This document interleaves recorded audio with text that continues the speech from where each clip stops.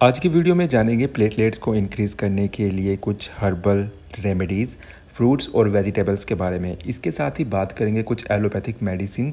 In case अगर बहुत ज़्यादा प्लेटलेट कम हो जाती हैं तो प्लेटलेट ट्रांसफ्यूज़न के अलावा कौन सी एलोपैथिक मेडिसिन लेकर प्लेटलेट काउंट को कंट्रोल किया जाता है। दोस्तों, हमारे देश में ज़्यादातर लोग ऑलरेडी एनीमिक हैं। इसी कारण प्लेटलेट की कमी जैसी समस्याएं काफ़ी आम हैं। प्लेटलेट कम होने के कई सारे कारण हो सकते हैं। सबसे कॉमन कारण है ब्लड में इन्फेक्शन का होना, जैसे डेंगू या किसी पैरासिटिक इन्फेस्टेशन का होना। इसके अलावा हेपेटिक डिजीज़ यानी liver disease, certain anticoagulant drug जैसे हिपेरिन और जर्म्स इन्फेक्शन, स्प्लीन इनलार्जमेंट और कुछ रेयर प्रेगनेंसी के केस में भी लो प्लेटलेट्स काउंट की रिपोर्ट्स मिली हैं। दोस्तों, प्लेटलेट काउंट कम होने के ये कॉमन कारण हैं। कुछ स्टडीज़ बताती हैं कि ज़रूरत से ज़्यादा अल्कोहल का कंजप्शन, सर्टेन ड्रग्स और ऑटो इम्यून डिजीज़ के कारण भी प्लेटलेट्स काउंट में कमी आ सकती है। वी आर अवेयर दैट कि नॉर्मल प्लेटलेट काउंट 1.5 लाख से 4 लाख के बीच में होता है। अगर आपका प्लेटलेट काउंट इससे ऊपर होता है तो भी आपके लिए चिंता का विषय है, और अगर आपका प्लेटलेट काउंट 1,25,000 से नीचे जाता है तो भी ये कंडीशन आपके लिए अलार्मिंग हो सकती है। तो दोनों ही केस में बहुत ज़्यादा अगर प्लेटलेट है तो भी, अगर काफ़ी कम है तो भी you need to take the serious concern about it. तो अब बात कर लेते हैं प्लेटलेट्स को इंक्रीज़ करने के लिए कुछ होम और नेचुरल रेमेडीज़ के बारे में। उसके बाद जानेंगे कुछ एलोपैथिक और केमिकल ट्रीटमेंट प्रोसीजर के बारे में। तो आइए पहले बात कर लेते हैं मोर सेफ हर्बल और नेचुरल ट्रीटमेंट के बारे में। दोस्तों, किसी भी ट्रीटमेंट को करने से पहले you need to diagnose yourself कि किस वजह से आपके प्लेटलेट कम हो रही हैं। सबसे पहले आपको उसका ट्रीटमेंट करने की आवश्यकता है। अगर आपके ब्लड में कोई इन्फेक्शन है तो you need to take the special medication to treat the infection. उसके बाद आप नेचुरल रेमेडीज़ के द्वारा प्लेटलेट काउंट को इंक्रीज़ कर सकते हैं।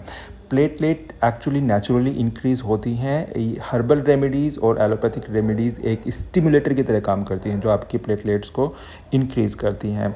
तो जान लेते हैं कुछ नेचुरल डाइट और रेमेडीज़ जो आपके प्लेटलेट को इंक्रीज़ करने के लिए यानी कि एज अ स्टिमुलेट काम करती हैं। सबसे पहले तो आप फोलेट रिच फूड खाएंगे। फोलेट रिच फूड में राइस, यीस्ट, ग्रीन वेजिटेबल्स आती हैं। ग्रीन वेजिटेबल्स का इस्तेमाल आपको ज़्यादा से ज़्यादा करना है। इसके अलावा नंबर 2 पर आप फूड जो विटामिन B12 रिच है उसे लेंगे। ये आपका ज़्यादातर ब्रेड और डेयरी प्रोडक्ट होते हैं।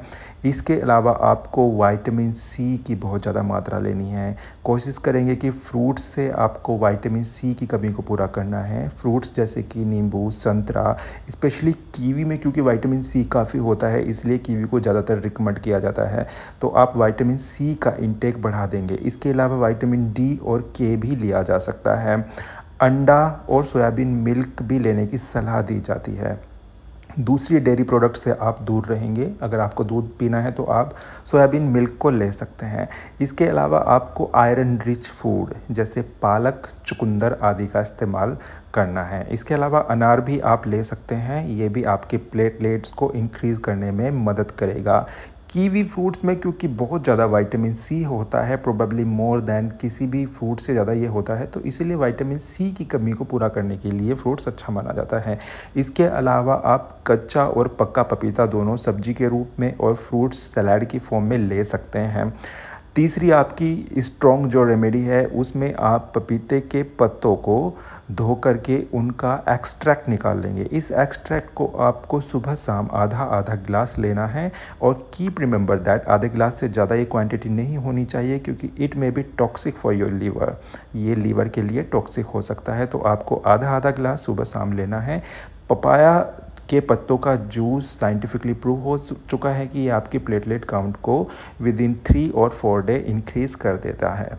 इसके साथ साथ आप अपनी डाइट में वेजिटेबल्स, फ्रूट्स की क्वांटिटी बढ़ा देंगे। इसमें आप कोई भी वेजिटेबल और फ्रूट्स इंक्लूड कर सकते हैं।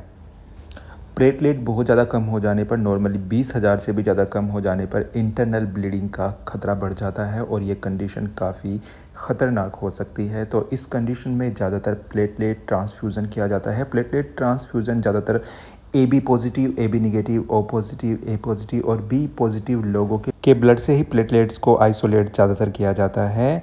इसके अलावा कुछ हेमेटोपोइटिक स्टिमुलेटर दिए जाते हैं जिनसे प्लेटलेट इंक्रीज हो जाती हैं। I hope and wish this video will be helpful for you. Stay happy and healthy.